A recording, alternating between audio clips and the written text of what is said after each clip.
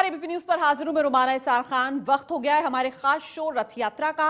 ABP news UP के एक एक विधानसभा क्षेत्र में जाकर आपको जमीनी हकीकत के बारे में हम बता रहे हैं और एबीपी न्यूज के संवाददाता ज्योति तनेजा भसीन और अखिलेश आनंद यूपी में रथ यात्रा पर निकले हुए हैं। तो आइए सीधे उन्हीं दोनों के पास चलते हैं और जानते हैं कि कहां पहुंची है रथ यात्रा। नमस्कार, एबीपी न्यूज की चुनाव रथ यात्रा लगातार जारी है उत्तर प्रदेश में। आपके साथ मैं हूं अखिलेश आनंद और अब हम एटा पहुंच चुके हैं। इस बार यहां जनता का क्या मिजाज है, क्या मूड है, यहां की विधानसभाओं का हाल हम आपको दिखाएंगे। नमस्कार, कौन बनेगा मुख्यमंत्री का कारवा आज आप पहुंचा है अमरोहा। कल हम बिजनौर में थे, आज अमरोहा में। चलिए धनोरा विधानसभा क्षेत्र और हसनपुर विधानसभा क्षेत्र चलते हैं और जानते हैं कि इस बार सियासी हवा का रुख क्या कहता है।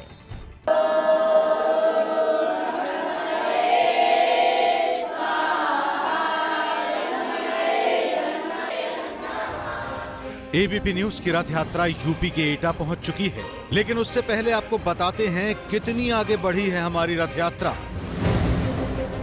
यूपी की रथ यात्रा हमने यूपी के कैराना से शुरू की और शामली, बुढ़ाना, खतौली, हस्तिनापुर, सरधना, बड़ौत, बागपत, हापुड़, मोदीनगर, गढ़मुक्तेश्वर, सिकंदराबाद, खुर्जा, दादरी, जेवर अतरौली,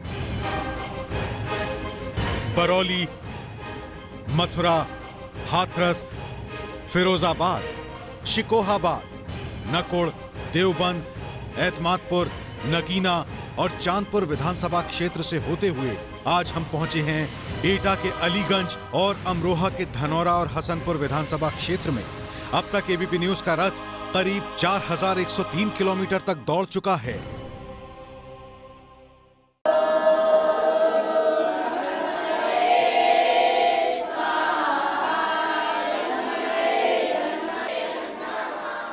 ये मंत्रोच्चार आपने सुना। हम एटा में पहुंच चुके हैं और ये गुरुकुल है, बहुत पुराना। आपको बता दें, आजादी के 1 साल के बाद से ही ये गुरुकुल है और वहां पर इस परंपरा का पालन यहां पर किया जाता है। तमाम सियासी दलों के नेता भी मेरे साथ यहां पर आ चुके हैं, मैं उनसे भी बातचीत करूंगा। आप एक बार जरा दिखाइए, आपको जो लोग देख रहे हैं इस वक्त एबीपी न्यूज के माध्यम से, कैसे आप मंत्रोच्चार करते हैं जी।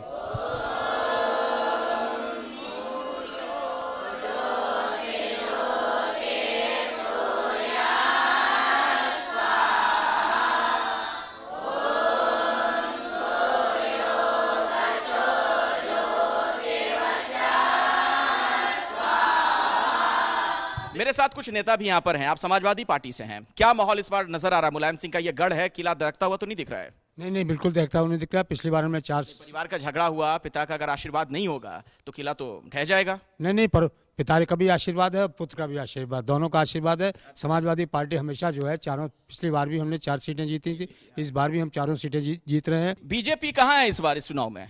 ये तो 11 को पता चलेगी। लोकसभा की तरह यहाँ पर इस बार भाजपा ही दिखाई देगी। उससे पहले जो भी बात कहें सब व्यर्थ है। बीएसपी के लोग भी हमारे साथ हैं। कहाँ बीएसपी इस वक्त, क्या स्थिति है? सर, बीएसपी इतनी आगे निकल चुकी है कि ये दोनों पार्टियां जो हैं केवल उसका धूल उड़ती हुई देख सकती हैं और कुछ नहीं देख सकती। गुरुकुल के बारे में हमने आपको बताया, किसी और विधानसभा परिसर का हाल भी हम आपको दिखाएंगे। ये यज्ञ वेदी में जो बच्चे मंत्रोच्चार कर रहे हैं वो आपने देखा। कैमरामैन विशाल राय के साथ अखिलेश आनंद, एटा, एबीपी न्यूज। तो एटा पहुंची हुई है रथ यात्रा और एटा जिले के अलीगंज विधानसभा का जो हाल है वो भी जरा देख लीजिए। एटा के अलीगंज विधानसभा क्षेत्र में हम लोग पहुंच चुके हैं और अलीगंज की अगर बात की जाए, पिछले दिनों बहुत ज्यादा चर्चा में ये इलाका इसलिए रहा चूंकि 2 ऐसी दुर्भाग्यपूर्ण घटनाएं देखने को मिली। अलीगंज में जहरीली शराब पीने की वजह से कई लोगों की जान चली गई थी, जबकि एक बस के पलट जाने की वजह से, जो गलत तरीके से बस चलाई जा रही थी अवैध तरीके से, कई मासूमों की जान चली गई थी। इस इलाके में लोगों का क्या सोचना है इस बार चुनाव को लेकर, क्या उनके मुद्दे हैं और मूड क्या है जनता का, आइए जानते हैं। सबसे बड़ा मुद्दा इस इलाके में क्या है सर? सबसे बड़ा मुद्दा यहाँ पर है गुंडागर्दी का, जमीन के कब्जों करने का। अच्छा। और दूसरा जो है ये जो आप बता रहे थे जहरीली शराब का और बस पलट गई, इसमें दोनों में यहाँ पर सत्ताधारी लोगों का ही था। अच्छा। अब वो डाल दिया दूसरे लोगों पे। क्या मुद्दा है? बड़ा मुद्दा यार यहाँ ये है कि यहाँ पर कोई गवर्नमेंट का कोई नुमाइंदा, जैसे गवर्नमेंट नाम की कोई चीज नहीं है अलीगंज के अंदर। अच्छा। हाँ, मतलब लॉ एंड ऑर्डर नहीं है, ये कहना चाह रहे हैं आप? मैंने यहाँ पे सबसे ज्यादा जो देखा है कि लोगों पे राजनीति इस कदर हावी हो गई है कि हम गांव-गांव घूमते हैं, लोगों में एक चीज देखते हैं, लोगों में इस कदर खौफ बैठा है कि भैया हम वोट डालेंगे कैसे, हम अपना प्रतिनिधि चुनेंगे कैसे। मतलब फ्री एंड फेयर इलेक्शन नहीं हो पाएगा, ऐसा आप कह रहे हैं? ऐसा बिल्कुल मेरा मानना है। अगर प्रशासन ने थोड़ी भी ढील दी तो यहाँ पे लोगों को उनका अधिकार नहीं मिलेगा। अच्छा, बताइए क्या आपको क्या लगता है, क्या सबसे बड़ा इशू क्या है आपके मुताबिक यहाँ पर? यहाँ सबसे ज्यादा परेशानी जो लोगों के सामने आने वाले चुनाव में है, सबसे ज्यादा शंका है कि यहाँ मतदान बड़ी संख्या में लूटे जाने की आशंका है।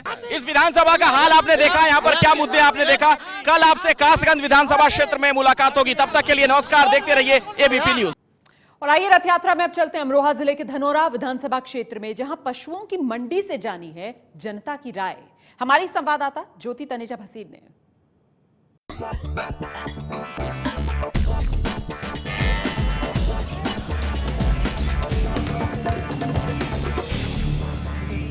इस वक्त हम मौजूद हैं अमरोहा की धनोरा विधानसभा क्षेत्र में। यहाँ पर पशुओं की बड़ी मंडी लगी हुई है, तस्वीरें आप देख रहे हैं। ग्रामीण इलाका है, यहाँ पर अलग अलग गांव से लोग आए हुए हैं अपने पशुओं को बेचने खरीदने के लिए। यहाँ आगे बढ़ते हैं और लोगों से बात करते हैं कि इस बार के चुनाव में उनके लिए मुद्दे क्या होंगे। भाई साहब, आपके लिए इस बार मुद्दा क्या है, दिक्कत क्या है? यहाँ नोटबंदी की दिक्कत है। दिक्कत हो रही है? अभी यहाँ देख रहे हैं सबसे बड़ी मंडी लगी हुई है, पशुओं की खरीदने और बेचने में पैसे की दिक्कत हो रही है?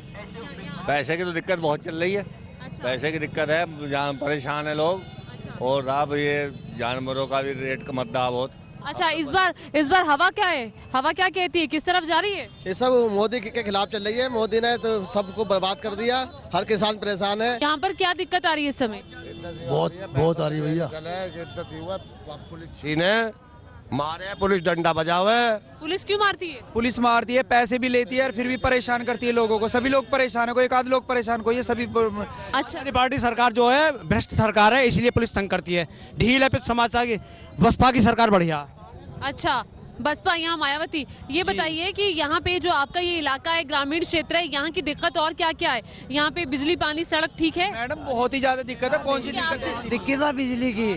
हाँ, बिजली कितने घंटे आती है? बिजली 8-7 घंटे को आ रही है। अच्छा, अखिलेश यादव तो कहते हैं कि 24 घंटे बिजली देंगे ग्रामीण क्षेत्रों में भी। नहीं देते। अच्छा, मोदी सरकार। सरकार। ये हमने यहाँ के लोगों से जाना कि क्या दिक्कत है। ये पशुओं की बड़ी मंडी धनोरा विधानसभा क्षेत्र में लगी हुई है। अब और इलाकों में चलते। तो धनोरा का हाल तो आपने देख लिया, इसी अमरोहा जिले के हसनपुर विधानसभा क्षेत्र का हाल भी अब देखिए। वैसे फूलों की खेती के लिए मशहूर है हसनपुर।